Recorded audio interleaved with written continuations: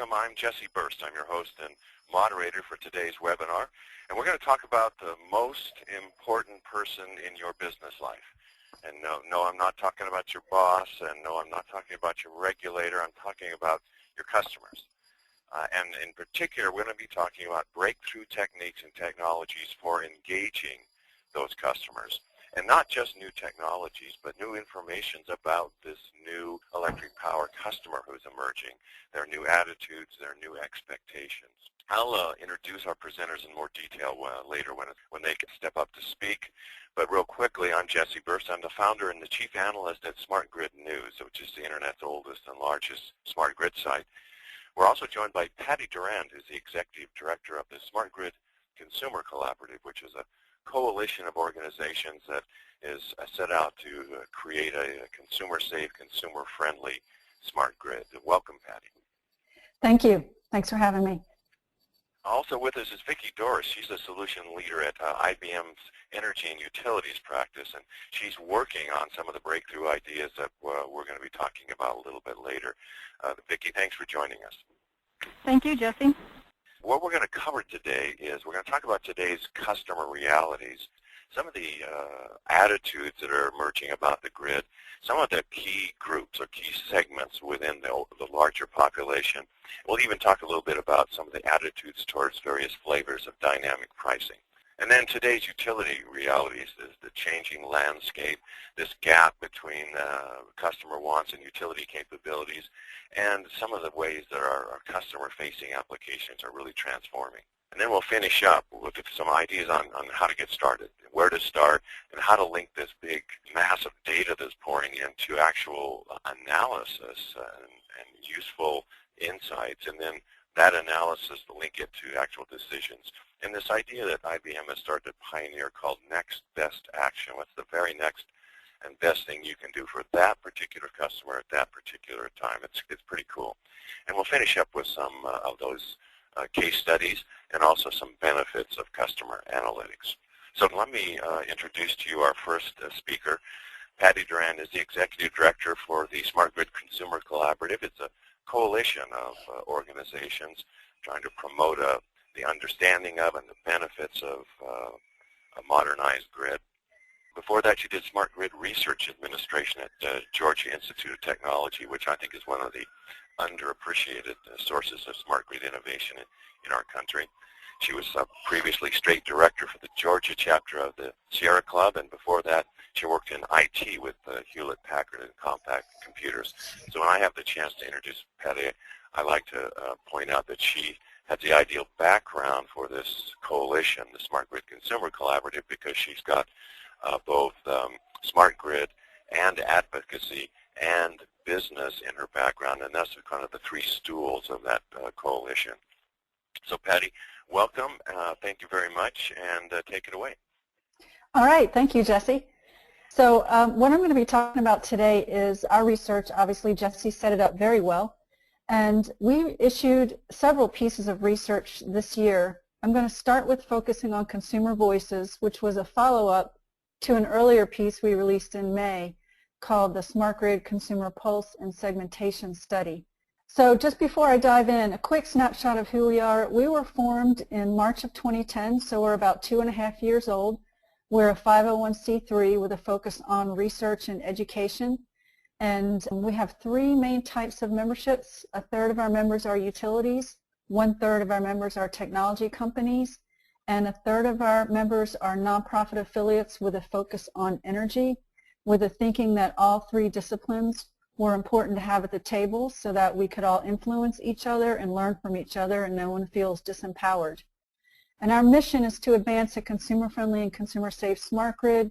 And we do that through listening to consumers and understanding what their wants and needs and preferences are and bringing that back to the rest of industry stakeholder community. So an overview of the research that I'm going to show you is the segmentation research and our consumer voices. The consumer voices is really a set of in-depth interviews on camera so that we could understand the different segments and bring a little bit of color to them and understand them better, the segments that we released earlier this year.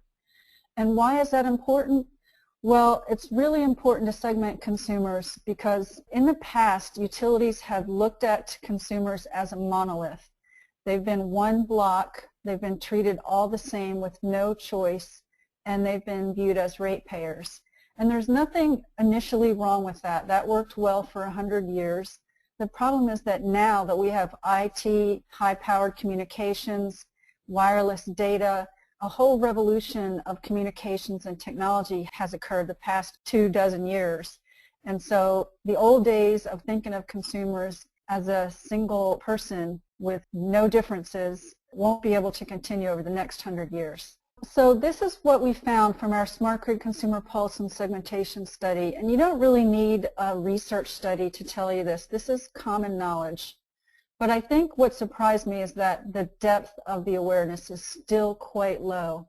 You'll see here that either term, the smart grid or the smart meter, is not known. Even the terms are not known to most consumers. Over 50% of consumers have never even heard of the term smart grid, and almost 50% have never heard of the term smart meter. And then another 20% have heard of the term but don't know what it means. So now we're in the 70s who have either never heard of it or have no idea what it means. And every now and then someone will say to me, we should stop calling it a smart grid. We should call it something else. Smart grid is bad. It's old. And I can't help but respond and say, well, actually, it's not old. It's maybe old to those of us on the inside, but most people have never even heard of the term. So it certainly has no negative connotations when they've not heard of it. So what we did on this study was we read them a series of statements, both positive and negative, about the smart grid and smart meters.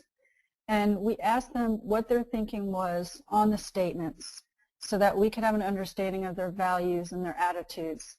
And so some of the key reasons that we got back for why people favored the smart grid included, these are common positive statements: improving reliability and outage response. People are really excited about that. Many people like that it can help the environment by scaling up renewable energy or reducing carbon emissions or other dirty emissions. And many people like the accuracy of billing, being able to go online and see your usage, being able to set a budget and be notified when you're approaching that budget or will exceed that budget.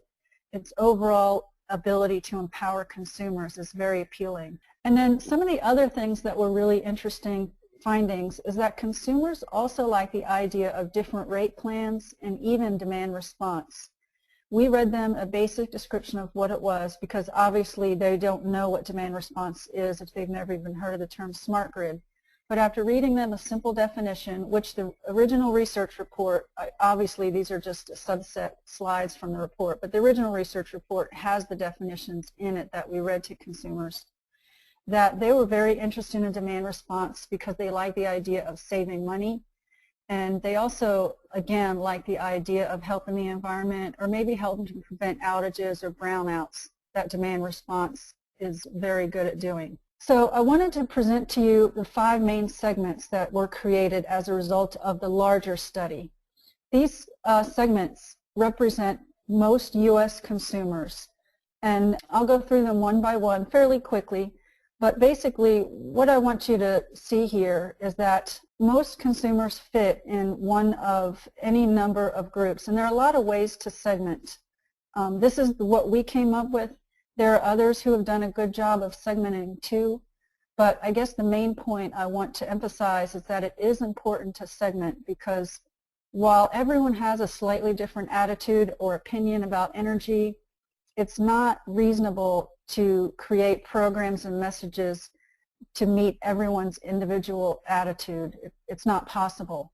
So consumers have to be grouped in order for this to work, and there are logical groupings that consumers fall into. And before we leave this slide, I just want to point out the largest group, the concerned Greens.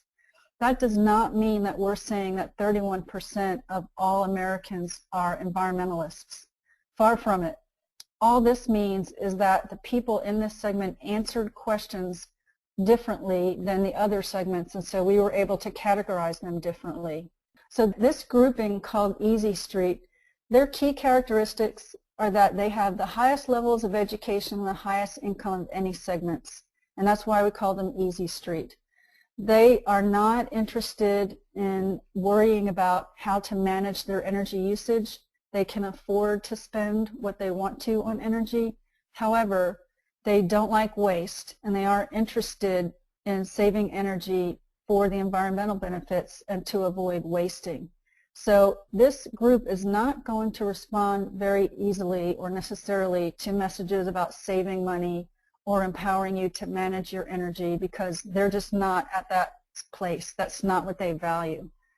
So this is a group that is interested in one of those pricing plans that Jesse mentioned that we found earlier. They're interested in different ways to manage energy, but they want it automated, they want it easy, and they want to know that they're doing some good with their efforts. So this is the one I mentioned a second ago. This is the largest grouping, and the reason they made it into this category is that this group was asked, do you believe in climate change or global warming? Have you purchased a clean or green energy cleaning product for your home? Have you ever donated to an environmental organization? So they have some distinctive attitudes and behaviors like that. But that doesn't mean that they would take any action on the environment or that there'll be easy sweeps or low-hanging fruit. They actually have done very little to protect the environment, but they've answered questions that show they're interested and their attitudes and values are around those things. So when you're thinking about creating programs or messages or pricing plans, this segment would be very responsive to messages around the environment, around avoiding energy waste, and around the future of planet or help for their community or any number of messages like that. And we have some messages. If I didn't put it in this deck, I can't remember the second, we have them in the report itself. This segment's the do-it-yourself and save one. This segment is also very responsive to pricing programs and demand response. They have middle income, they're not low income, they're not high income, they're just average, but they're very interested in doing things around the house, taking control of what they spend, and managing all of their interests themselves. So when you create any kind of pricing plan or program for them, they can be reached around those values, and also they can be reached through different affiliations, through religious affiliations or through community groups. They're very engaged in their community, and they have very high levels of smart grid programs, mostly around the financial benefits. This one, Young America, are the youngest group. We are suggesting that demographics is not the way to segment consumers. However, these survey respondents answered questions slightly differently based on their age, but they do have other values besides just saving money. So they have a very high level of concern around the environment. They're also very interested in financial issues, so any kind of a complex message where you can talk about, to this segment where you can talk about that their finances, they're saving money, they're saving the environment, they're avoiding waste, anything like that would be very interesting to them. And this is the last segment. This is the one segment that is the least interested in anything to do with the smart grid. So when you think about the quote that I showed you earlier about segmenting the market is key, this is not one of the segments that would be selected out of the gate to message or create programs for. They're 11% of the population. They're typically older, and they're very conservative, and they generally don't think there's any issue now with the environment or with energy that needs to be addressed.